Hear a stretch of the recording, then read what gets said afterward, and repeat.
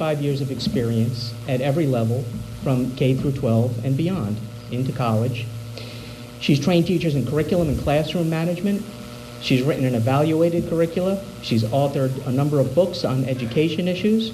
She's hosted a nationally syndicated television program dealing with education in America. Dr. Luksik served as an advisor to President Reagan's Commission on the Family and worked for the U.S. Department of Education. I said it last time and I'll say it again. Please don't hold that against her. And so she's worked at the U.S. Department of Education, where her task was to review and evaluate education reform initiatives. And a warm welcome, please, for Dr. Peg Luksik. Thank you.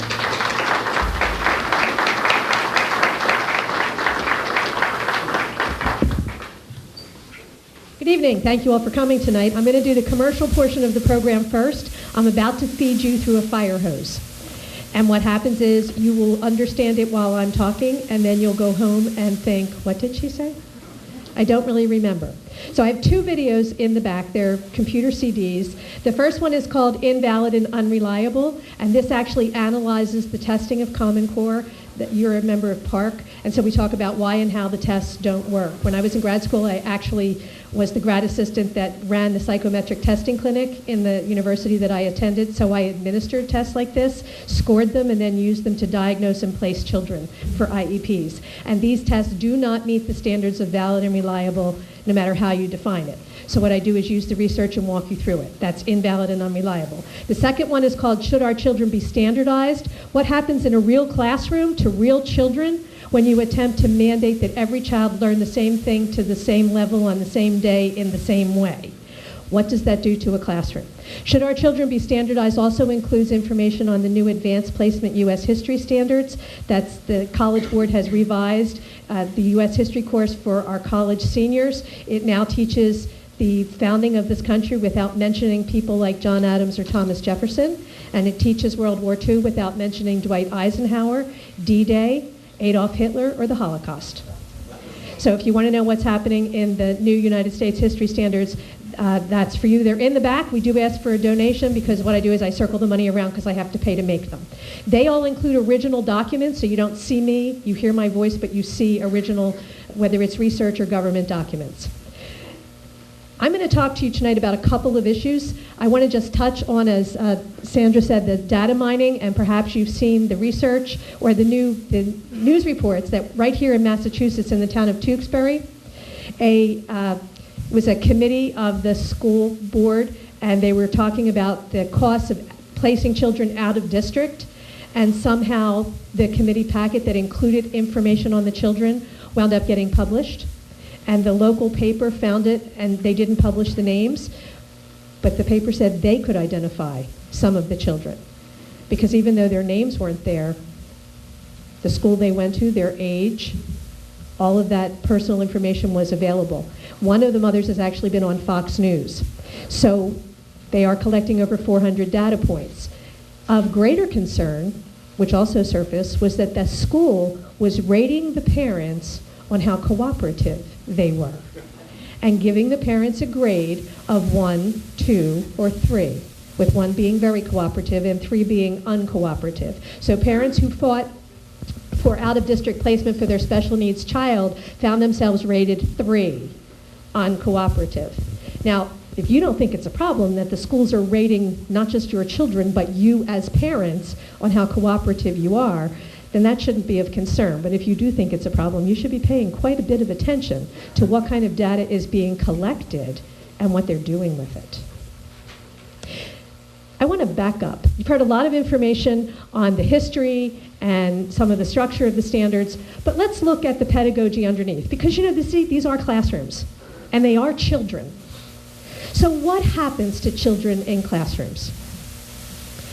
This is not, we're writing standards guidelines. This is basically what we want the teachers to be teaching in 3rd grade or 4th grade or 5th grade or 10th grade or 12th grade or in English or math or science. This is saying every child, they're called achievement standards. The government is mandating what your children will learn and when they will learn it. This isn't universal access to education. This is universal proficiency. Well, can we mandate that everybody learn the same thing at the same time? Well, let's move it to healthcare. A healthcare achievement standard. You all have to have the same blood pressure. Can the government mandate that? Well, they could try. Is that going to make it true?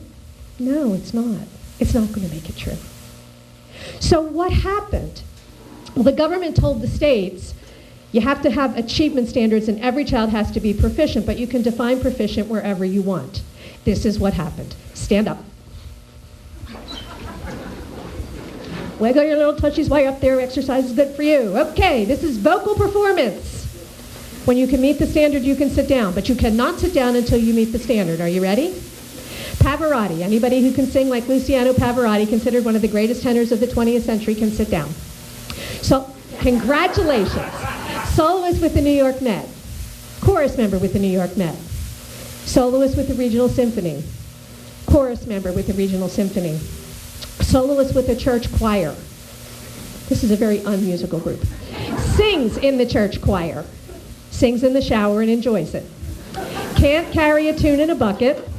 Can't find the bucket. Well, I got one right here. Okay. I am a teacher in a classroom.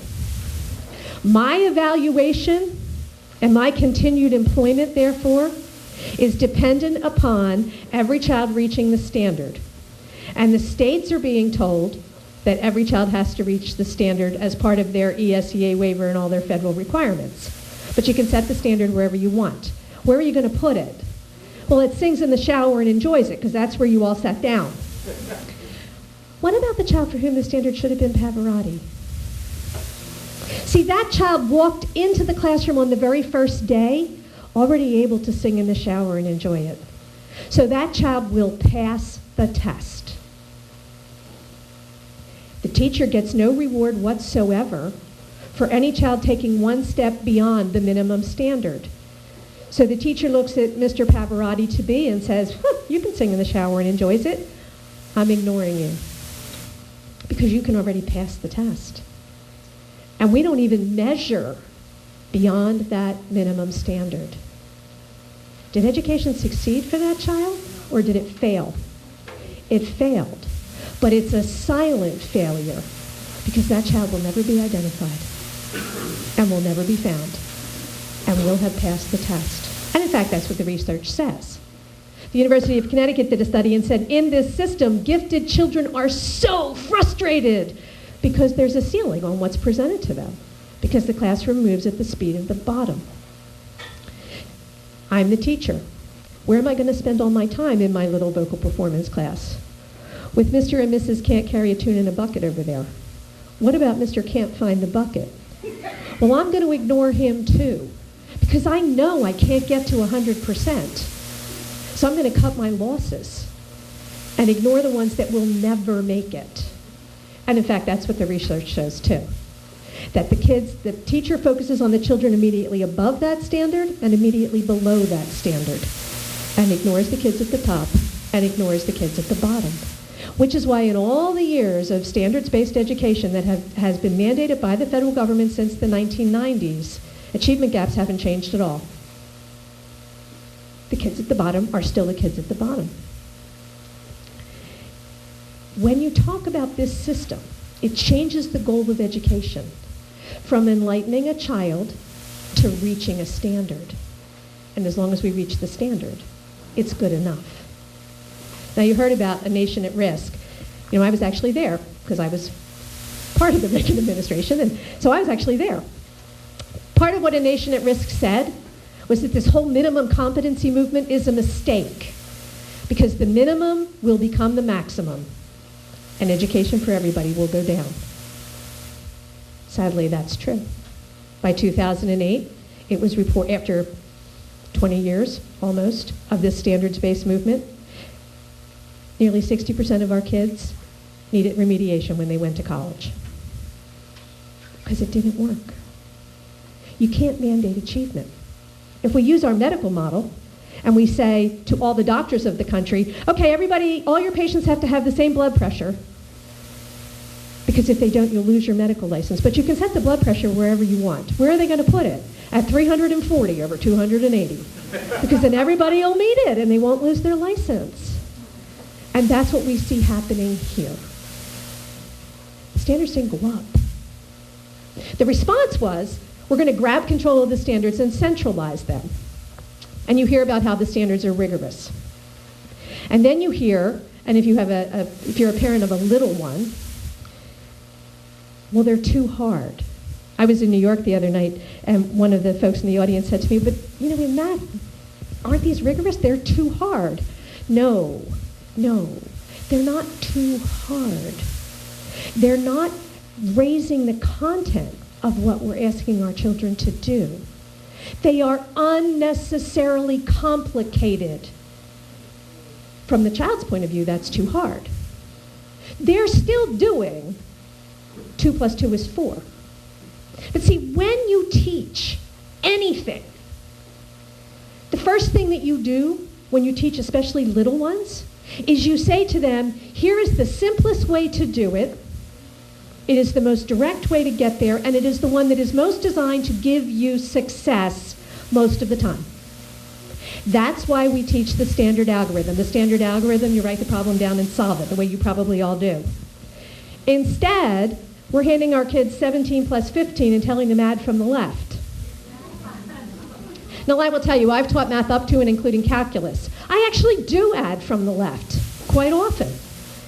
And if you talk to engineers or people who've done higher level math, they add from the left too. Because I can look at that and pull out all the 10s. It just simplifies the whole process. Then I'm left with the 1s. Easier, easier, easier. But I'm not 7. They are 7. They're not capable of abstract thought. The reason that we taught it do it this way with a standard algorithm was that it was very concrete. We could give them, here's how you do it. I get such a chuckle out of people who say, but nobody ever taught them why. That's the most ridiculous sentence I've ever heard. I'm an old, and I use that term advisedly, teacher. We always taught them why. Why do you think you called it carry the one? Do you remember it had those little blocks? And then you had the little stick? And you picked up the little blocks and you put them on the stick, and when you had enough blocks that it filled the stick, what did you do? You picked up the stick and you carried it to the other side. You carried the one. We actually did teach them why. But we taught them how. Unfortunately, what's happening in this system is nobody teaches them how. We don't give them one way and say, this is the simplest, most direct way to add 17 and 15. Start on the right. 7 to 5 is 12. Put down 2, carry the 1, blah, blah, 3. We don't do that. So they don't master any of the ways. They circle around in confusion because they partially learn 7 different ways to do it, some of them about as insane as you can think. They never learn any. And what happens? Not only do they get frustrated, they think they're stupid. That is why our little ones are having the response that they're having. Because not only can they not do what we're telling them, but little ones cannot evaluate a grown-up. To little people, there's God and then there's grown-ups. Like you're kind of right there, maybe a quarter of a step down. So if a grown-up says, this is what I want you to do, and they can't do it, they're also not capable of saying the grown-up was the idiot in this picture. They say, I'm stupid. But once you've taught a 5-year-old that they're stupid, they never lose that. They never lose that. This system destroys the children within it because it asks them to do things they cannot do. In English and language arts, they started by saying, well, this is what it would take to be college ready, which is a meaningless term, and then reverse engineered it down to 5-year-olds and said, okay, so now we want you to have this writing and we want you to share it with your peers and have constructive criticism. Have you ever met a 5-year-old? They don't do constructive criticism. They're 5. It's like we take these abstract concepts And then we hand them to a concrete thinker. They're physically not able to think abstractly. Their prefrontal cortex isn't finished yet. They really can't do it. I have 6 kids. They're all girls except for 5 of them. It's an IQ joke. Which means I have lived with teenage boys for more years than I would like to count. And teenage boys really aren't the same species as the rest of us. And they can't help it. Because physically, their hormones in their brains don't match. So if you ask them to think like an adult, they just really can't. That's why sports are so good for boys, because, it bleeds all that off. But see, 7-year-olds are the same. They can't either. So these standards hurt our kids. They lower the academic level, and then they hurt the children within them. Because instead of doing what we know works pedagogically, we try to force them to be mini grown-ups, and they're not. And then we blame them when they can't do it. So because the standards are inappropriately placed, the little ones are being evaluated, and then parents are being told, well, little Johnny's behind. No, little Johnny's not behind. Little Johnny's right where little Johnny needs to be. It's the standards that are wrong. And it's our children who will suffer. And the smaller the child, the greater the suffering. It's funny, I was in another state. I travel a lot. And I was in another state, and I was giving sort of this presentation. And a lady in the back stood up, interrupted me, and stood up and said, yeah, my child is pulling out her eyelashes. I wanted to sob. I've heard from people who their 7-year-olds are wetting the bed again. I heard from a mom of a teenager who her daughter was suicidal because she had been a high achiever and now can't figure out why she can't do it. And the mother was crying, saying, we're lucky to have her, that we found out. These things hurt kids, which moves us to the next piece, which is the testing. So you've moved into the PARCC testing, and you've heard that this test is valid and reliable. What a crock. So valid. What does valid means? A valid test tests the thing it says it's going to test and nothing else. One of my sisters is a nurse, and she actually worked for one of the big pharmaceutical companies. And so when they test a new drug, they bring volunteers in.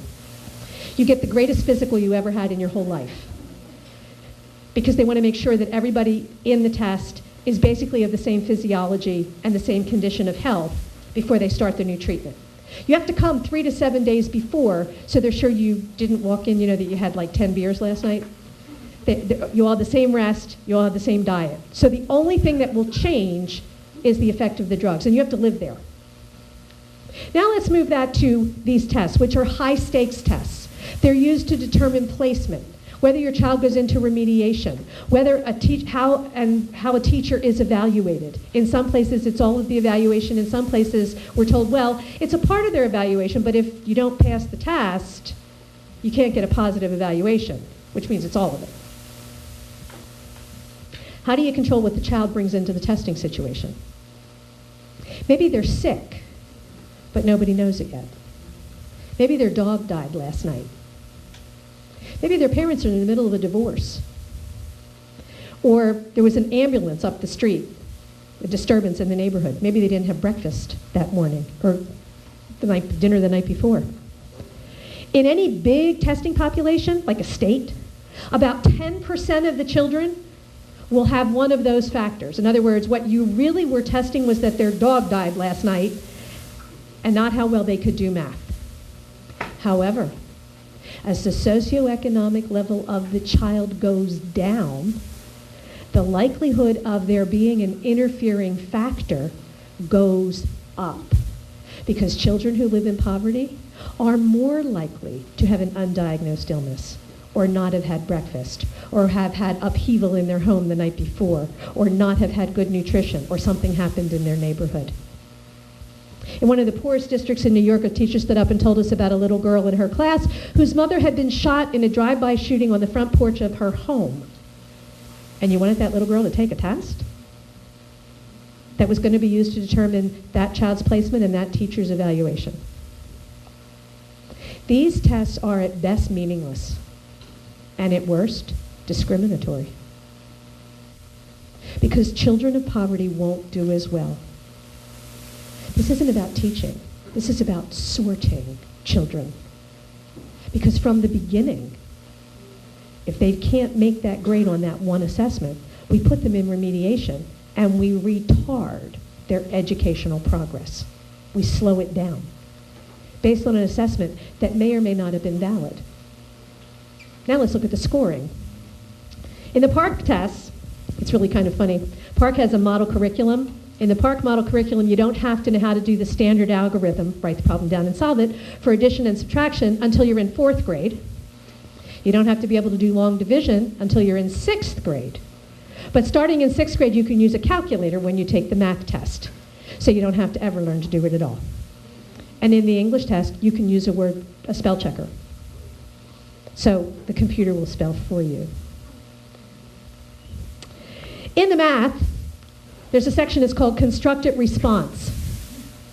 In constructed response, you solve the problem, and then you have to write an explanation about why you solved it. And the explanation counts for about 25% of your grade. That makes it not a math test. That makes it a writing test. So what happens? Well, if you ask a little girl to tell you why she did something, she'll begin by telling you what she had for breakfast that morning and why she has a bow in her hair, and she'll have little hearts over the thing. If you ask a boy, especially a boy who's really good in math, why did you do the math the way you did it? He will write, because that's the way it works. And what he won't write but will be thinking is, you dummy. So boys don't fare as well in these kinds of activities. Who else doesn't fare as well? English language learners. Children for whom English is a second language, who may actually have understood all the math and done it all correctly. But if they don't write about it completely enough, they can get a lower score than a child who didn't do all the math well. Thought it was a math test. Learning disabled kids. Learning disabilities is a weird thing. You can be universally LD, or, more often, you are either numerically affected or you are linguistically affected. So kids who have reading issues will often do well in math. Kids who have math issues will often do well in reading. Which means if I have an LD kid who's really doing well in math but has linguistic problems, they're not going to be able to write about why they did the math the way they did it. They're going to get a lower math grade and be put in math remediation for something that had nothing to do with math. And who else? Kids from lower socioeconomic statuses who don't hear standard English in their home, but may certainly be able to do the math. And how are those things scored? Well, see, they write them down, and then they bring in folks who read them. So I come from Pennsylvania. In Pennsylvania, our company is called Data Recognition Corporation, and they recently advertised on the web for seasonal workers. These are people who get 2 weeks of training, and then they score the tests. So it's a subjective scoring. Did you ever watch the Olympics? You know in the figure skating in the Olympics? 9 judges, all of whom are recognized experts in their field, watch the same figure skater do the same performance at the same time and give it 9 different scores. But your children are being evaluated by 1, and in some states, possibly 2, anonymous people who may or may not have any background in education at all. You don't know who they are. It's totally subjective. You don't know if they've interpreted that guideline as stringently as they can, or if they're loosey-goosey. It's good enough. And I can tell you from someone who's graded hundreds and hundreds and probably thousands of papers, I grade differently at the end of the day than I do at the beginning of the day. And if I had a glass of wine, it's even better if you're at the end of the day. So you don't know if the person grading your paper, your kid's paper, was at the beginning or the end. You don't know if they've had a good day or they're frustrated. And yet, your child's academic future and some teacher's professional career is based upon this kind of subjective, unprofessional rating system, which by definition is not valid and not reliable. Which brings us to the final problem. Not the final, but the last one I'm going to talk about tonight. In this system, your state Department of Education adopted the Common Core standards, so they're controlling the standards. They control the curriculum. They control the test. They score the test, and then they report on their own results. If you were a bank, would you give a business a loan based on that kind of information? It's an internal audit. And all you get is a piece of paper that says, little Johnny is proficient. What does that tell you? It doesn't tell you anything. It doesn't tell you anything at all. What you hear often is, well, it's just implementation problems with Common Core. No, it's not. It's broken. You know, I can put a square wheel on a bicycle, and I can tinker with that bicycle all I want, but it's not going to go because the wheel is square. Common Core is a square wheel on our educational system. You're being asked to pay for it with your pocketbooks, and our children are being asked to pay for it with their futures. There really isn't any ethical thing that any of us can do but oppose it as loudly and as strongly as we can. Thank you very much.